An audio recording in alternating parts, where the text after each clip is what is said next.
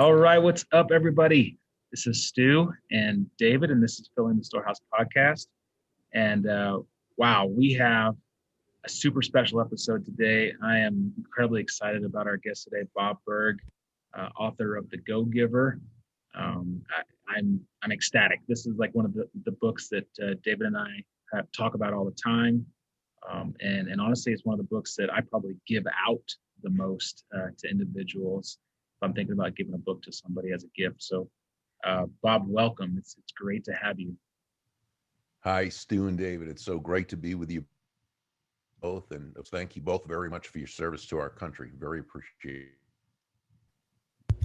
Thank you very much, Bob. Appreciate it. Hey, if when we start, before we kick into the book, if you could just tell us a little bit about yourself, and I think through that we'll maybe get some insights into why you wrote this book and why these five principles or these five laws are so were so fundamental to and they became such a strong part of your belief system and just your life in general and really have integrated into so many others' lives. So if you could just tell us a little bit about yourself, your background, that'd be great. Sure. I began as a broadcaster, first in sports, radio sports, and then television news with a very small ABC affiliate in the Midwestern United States. I really wasn't very good, though. I could read the news, that's not particularly hard, but I certainly wasn't a journalist. And before long, I found myself having, we'll say, graduated into sales. Nice. And the challenge I had at first with sales was that I had no formal training, and the company, excuse me, where I was working, their training was pretty negligible. So I was on my own, and so I floundered for the first few months. Then one day I'm in a bookstore and I came across two books on selling, which doesn't seem like a big deal now, but this was 40 years ago.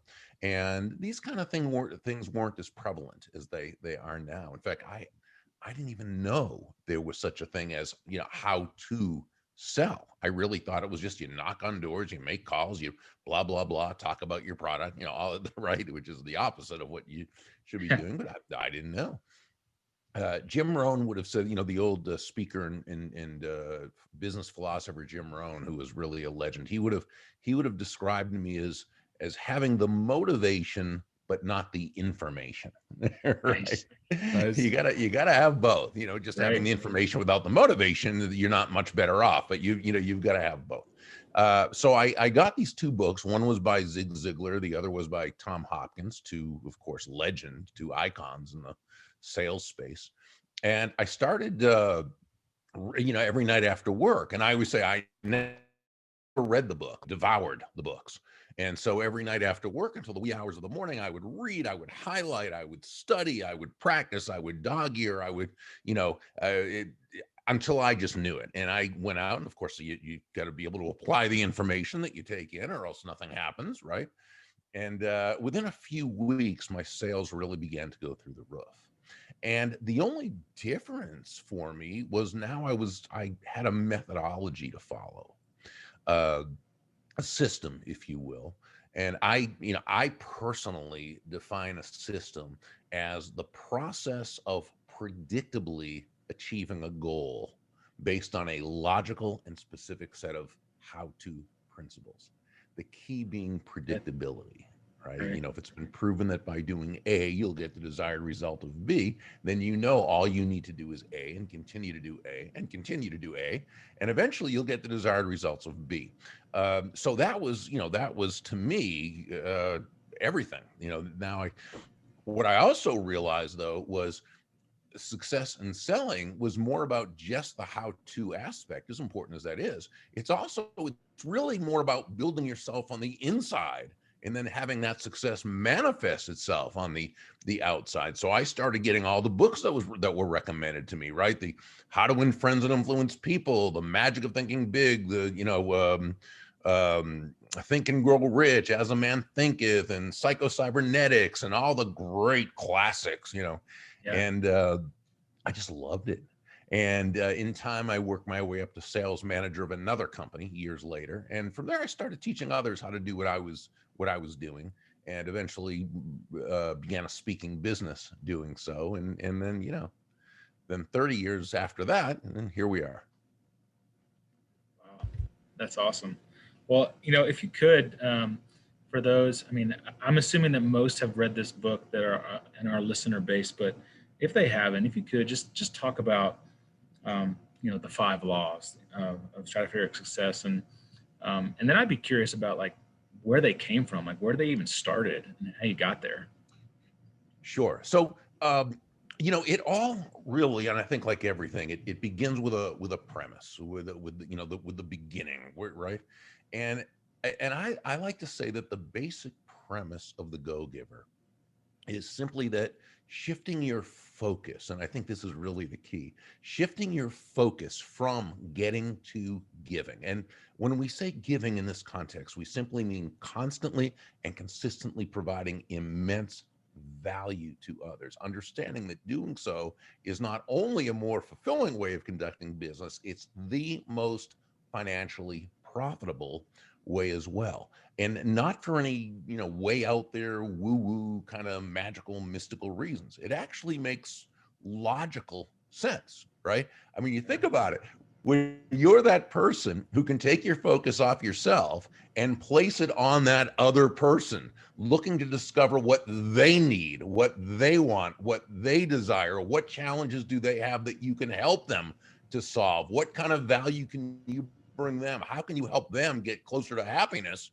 Well, when that's the case, people feel good about you. They want to get to know you. They like you. They trust you.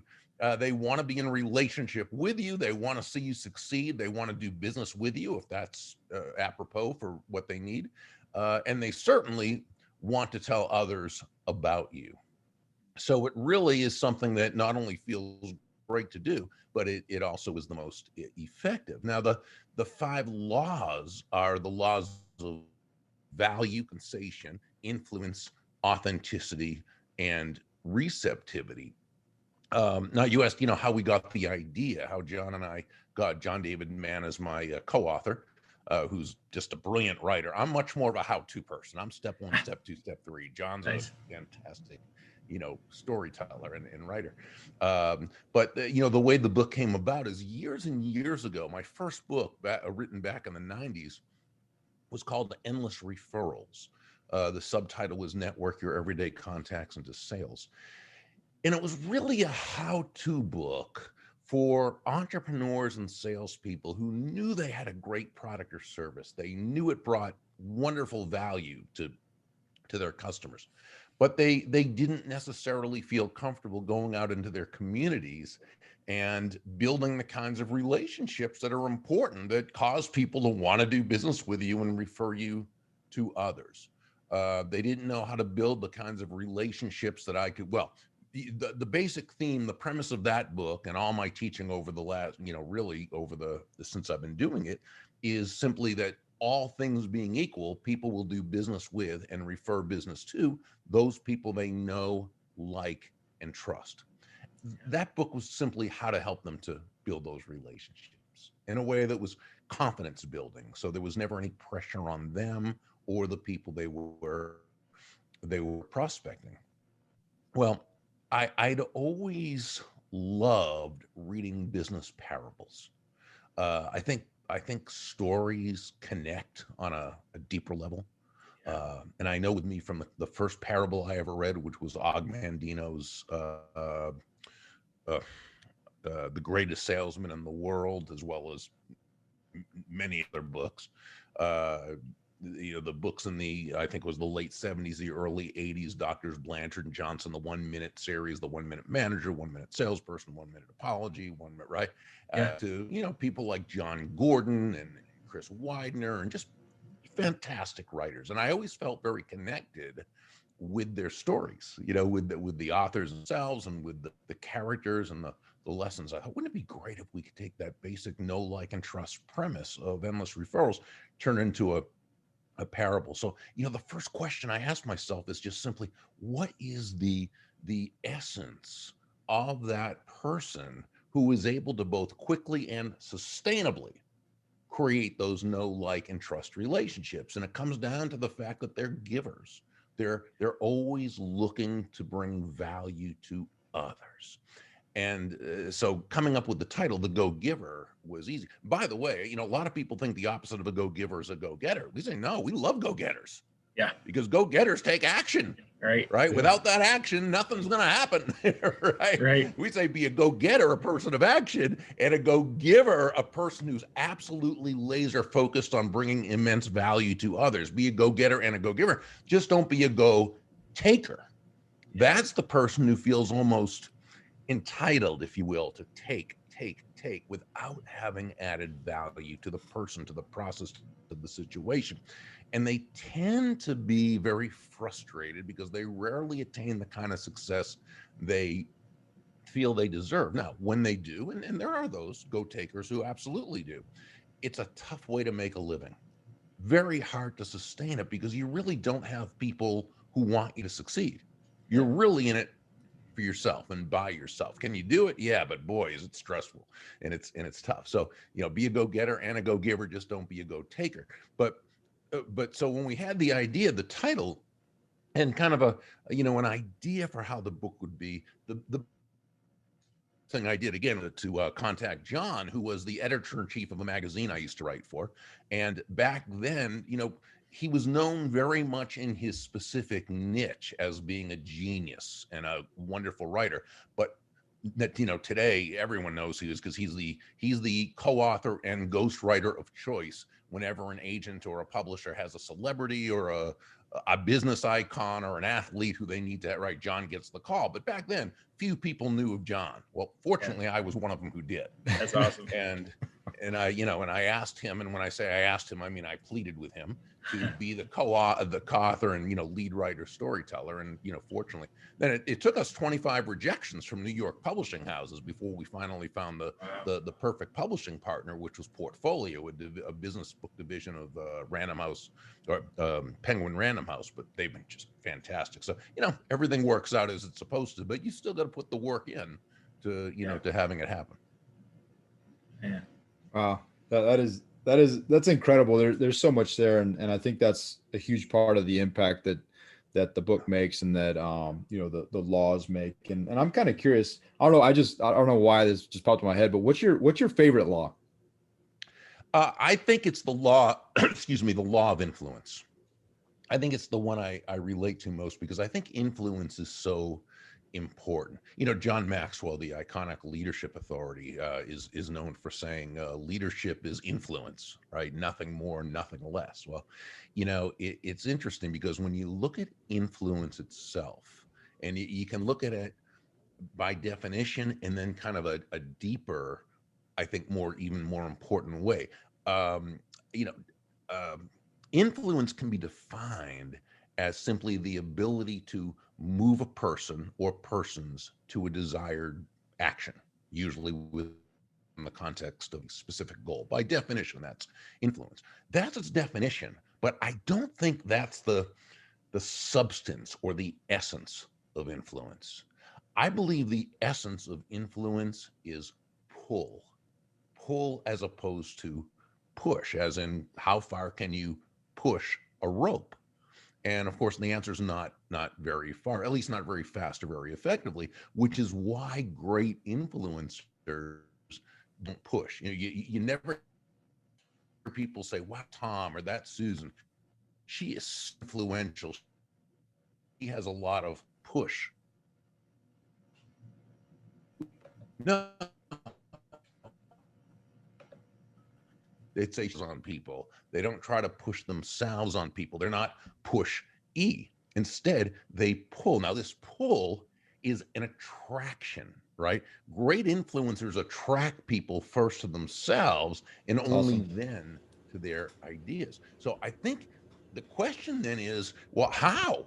You know, how do you pull, right, in a way that helps you to become influential? Well, you know, Dale Carnegie many years ago, and I think this is what great influencers know and they may know it intuitively or maybe through study, but Dale Carnegie in his book, How to Win Friends and Influence People, he wrote, and I think this was the underlying premise of his book. It's where he wrote, ultimately, people do things for their reasons, not for your reasons. not our reasons. So the great influencer, what John and I in our latest book, the GoGiver Influencer, what we call the genuine influencer, they ask themselves questions to make sure their focus is correct. See, I believe we need to be internally motivated and outwardly focused. Okay, so the genuine influencer asks themselves questions such as, how does what I'm asking this person to do, how does it align with their goals? Right? How does it align with their wants, with their needs, with their desires? How does what I'm asking this other person to do, how does it align with their values? How is it helping them get closer to their goals? And I think that when we ask ourselves these questions thoughtfully, intelligently, genuinely, authentically, not as a way to manipulate another human being into doing our will, but as a way of building everyone in the process, now we've come a lot closer to earning that person's commitment to our ideas. And that to me is pull, and that's the essence of influence. That's awesome. You mentioned that book, The Go-Giver Influencer, and I know you've written a couple others with kind of a similar title. If you could kind of just talk about those real fast, and maybe like which one do you think, like which one's your is influencer the favorite one out of all of Yeah, those? it's my favorite. Yeah. There's 4 in the series. 3 of them are parables. The first one's the Go-Giver. The second one is called Go-Givers Sell More, and that's more like an application guide for salespeople to use who've read the Go-Giver and just want a deeper dive into it. Okay. The third one, which is the second parable, is the Go-Giver Leader. And then the last one's the Go-Giver Influencer. And the Go-Giver Influencer, is really, the focus is more on people skills. The idea being that you're able to deal with others, even with difficult people, in a way that not only does everyone come away a winner, which is of course very important, but to be able to do so in a way that that other person feels genuinely good about themselves, about the situation, and about you. I really believe people skills is that differentiator between the successful person, the relatively successful, the person who's achieved some real legitimate level of success, and that person who really attains that stratospheric level. Because technical skills are great. I mean, they're so important. You've got to have them, the competence and of course. But these days, that's just the entry fee for getting in the game. And you can get to a certain point with that alone. But to really get to that next level, the people skills is the differentiator. Yeah, and I was going to ask you something different, but I'm kind of intrigued by this whole thing, and they're somewhat related. So I was going to ask you, a lot of times they say that the best way to learn is to teach. And I'm curious how you writing these and being so focused on these topics have impacted your life and how you've seen that stratospheric success. But I'm also curious your opinion on, I think I know your opinion on, but can these skills be developed? Can people actually, a non-people person, become a people person through this dedication, study, and time? Yeah, and it's a great question, and I think there are kind of 2 answers to it. One is, we're all born, we're all created with certain inclinations or tendencies. For example, there's the person who's born with excellent gross motor and small motor control. They have great eyesight. You give them a bat at 3 or 4 years old, they can, hit that wiffle ball right away. There's a good chance they could be a fantastic ball player, right? But unless they practice, have a good coach, and they put in lots and lots and lots of practice, well, they're only going to get so good, right? But if they do work at it, they can be very good. Then there's the person who may have just average coordination skills, But if they're taught and they put a lot of work into it and a lot of effort into it, absolutely they can be they can be a great ball player. They may not be a pro ball player, but they'll be pretty darn good. Okay. And I would take the guy who has less natural ability, who really practices it, as opposed to the person with the natural skills who never practices. And you know that the hare is gonna, or the tortoise is gonna beat the hare eventually. Okay, so I think it's both. I think, yeah, are there people who kind of have an inclination toward, that? Yeah, I think there are, but it's really a learned skill. It's really something anyone can learn. Absolutely. And in your personal life, how have you seen just the intense study of these topics to be able to write, these incredible series of books? How have you seen that impact your life? Well, so, in my case, I was very fortunate in that I was born to a couple of just great parents who embodied what I would call the go-giver mentality. Okay. And so I got to learn just by being, part of my family. My dad's people skills were, to me, second to none, but his was very natural. And one of the few that was that natural, that he just had a natural way with people. He absolutely was curious about everyone, and he always had a desire to, as I like to say, make people feel genuinely good about themselves. So I got to watch him. Okay. Now, I also studied it, though, because to me it wasn't quite as natural. It wasn't as natural a thing for me. I did a lot of study, starting with Dale Carnegie's book. Any book I could ever get when it came to influence or persuasion or people skills or confidence with people, understanding human nature and what motivated people, and being able to, so I put a lot of study into it. But really, I can still go back to everything I teach is based on just watching my dad. Really, it still comes back to that, as much as I've been able to learn and study. So in that way, I was very fortunate. In terms of business, you kind of grow up and you go into the real world, and you see people doing things in ways that really don't seem congruent with what you were taught. And sometimes you see them having some success, and you say, well, why is that? And then you kind of see them fall, and you say, okay, maybe it's not what. And you see other people who, and you come to a conclusion that, when you really just look to benefit others, great things happen. And again, there's nothing magic about it.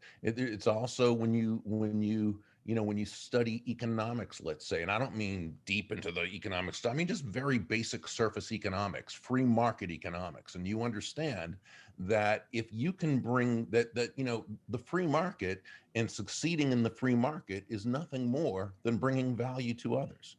Because in the basically free market in which we still live, and when I say free market, really what I mean is no one's forced to do business with anyone else. People do it on their own volition. Well, in a free market, the only way that you can earn a lot of money is to provide value to a lot of people, because they don't have to buy from you. I can't tell you how often I've spoken at a sales conference where the very first thing I said was, nobody's going to buy from you because you have a quota to meet. Yeah. Yeah. Right. They're not going to buy from you because you need the money. And they're not even going to buy from you because you're a really nice person. They're going to buy from you because they believe they'll be better off by doing so than by not doing so. And that's great, because it means that entrepreneur or salesperson who genuinely wants to please others, who genuinely wants to provide value to others, to make other people's lives better through their product or service, that's the person who earns that trust, earns that business. That's why John and I say that money is simply an echo of value. Right? So the focus must be on the value that you provide another person. The money you receive is simply a natural result of the value you've provided. That's such a great, like, just leadership concept too. For those of us that are in the military that are trying to be leaders of men and women, how much more is someone going to want to follow and serve you if you are turning that back and adding value to their lives and helping them and mentoring them and teaching them. So it's definitely something that David and I try to, put into our military careers, and be a leader, for men and women there. And so with just a few minutes left, I'm curious if, I'm sure you've had tons of amazing people and businesses, in your life, and that you've impacted. I'm curious, like, are there just a few that might just stick out, some great stories of people or businesses that maybe didn't start with these principles and kind of took them and ran with them and kind of where they are now? And do you have any good stories of that? Well, I found that most of the companies who've had me in to speak, they really pretty much, this is how they did it. They get it. Yeah. Long before they ever knew of the book. Now, some have said that they started doing it after they read the book, and I always take that as a compliment. But I tend to feel that usually they were already kind of there, and maybe they just saw a few things. The success stories that we hear about often come from individuals. Okay. And so this is the small, the individual salesperson or the small business entrepreneur.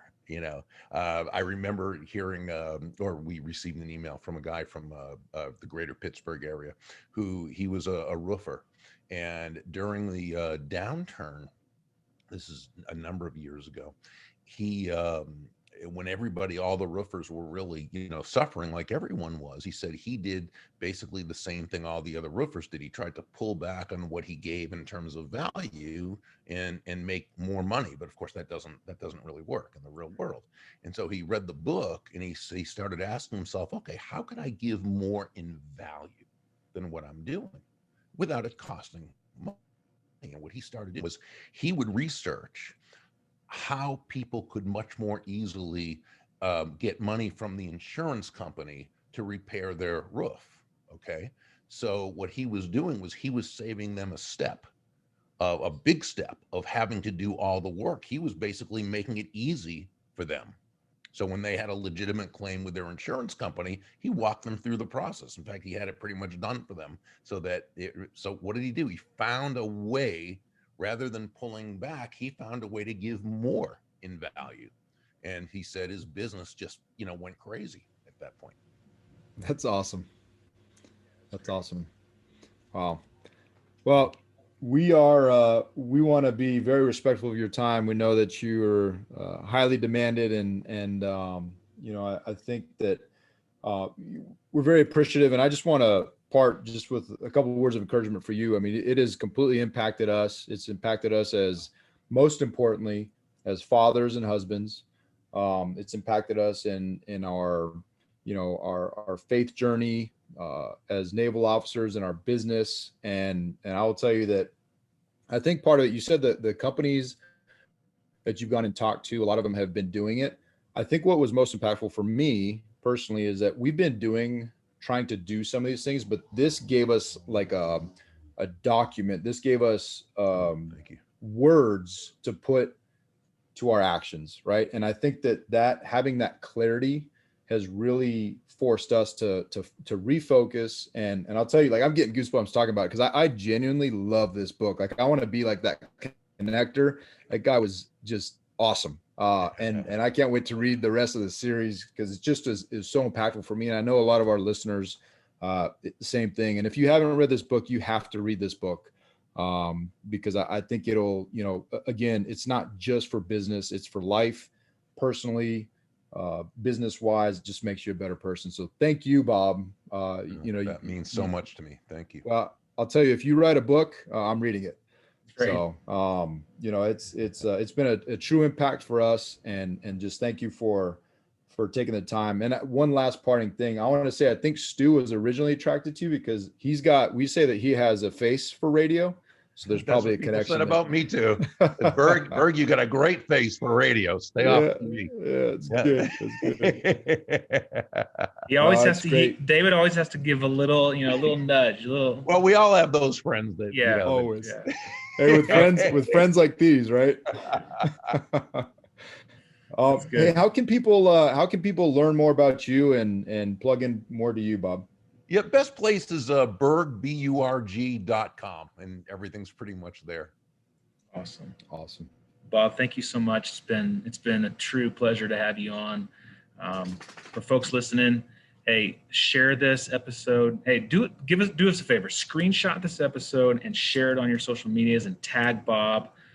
Give him a huge shout out. Go buy his books. They're amazing. They will literally like change your life. And yeah, hey, most importantly, let's go fill your storehouse.